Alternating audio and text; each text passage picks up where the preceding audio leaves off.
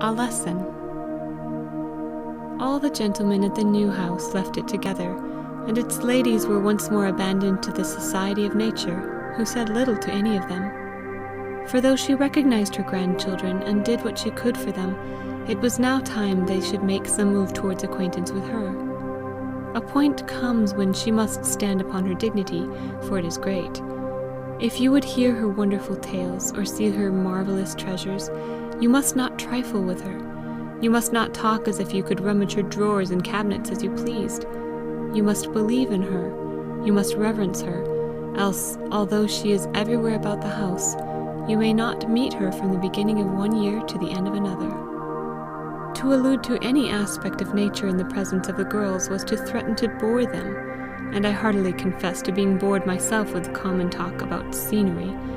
But these ladies appeared unaware of the least expression on the face of their grandmother. Doubtless they received some good from the aspect of things, that they could not help. Their granny's hidden and therefore irresistible power was in operation. But the moment they had their thoughts directed to the world around them, they began to gape inwardly.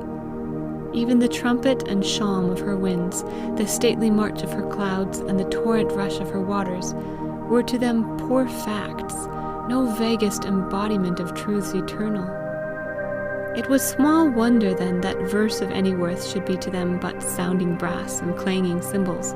What they called society, its ways and judgments, its decrees and condemnations, its fashions and pomps and shows, false, unjust, ugly, was nearly all they cared for.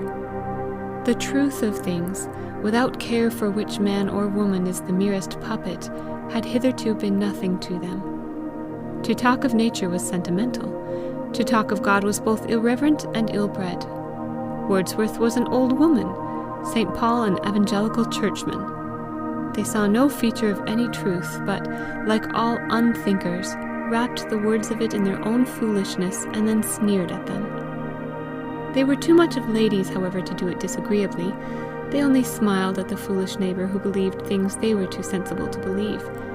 It must, however, be said for them that they had not yet refused anything worth believing, as presented to them. They had not yet actually looked upon any truth and refused it. They were indeed not yet true enough in themselves to suspect the presence of either a truth or a falsehood. A thaw came, and the ways were bad, and they found the time hang yet heavier on their unaided hands. An intercourse by degrees established itself between Mrs. Macruadh and the well-meaning, handsome, smiling Mrs. Palmer, and rendered it natural for the girls to go rather frequently to the cottage. They made themselves agreeable to the mother, and subject to the law of her presence, showed to better advantage.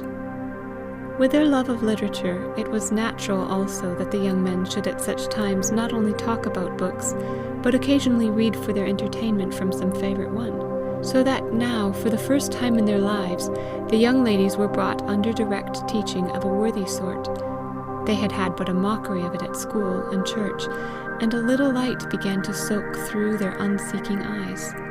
Among many others, however, less manifest, one obstruction to their progress lay in the fact that Christina, whose perception in some directions was quick enough, would always make a dart at the comical side of anything that could be comically turned, so disturbing upon occasion the whole spiritual atmosphere about some delicate epiphany. This to both Alister and Ian was unbearable. She offended chiefly in respect of Wordsworth, who had not humour enough always to perceive what seriously meant expression might suggest a ludicrous idea.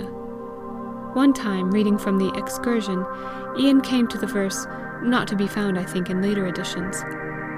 Perhaps it is not he, but someone else. "Awful idea!" exclaimed Christina with sepulchral tone. "Someone else! Think of it! It makes me shudder! Who might it not have been?" Ian closed the book and persistently refused to read more that day.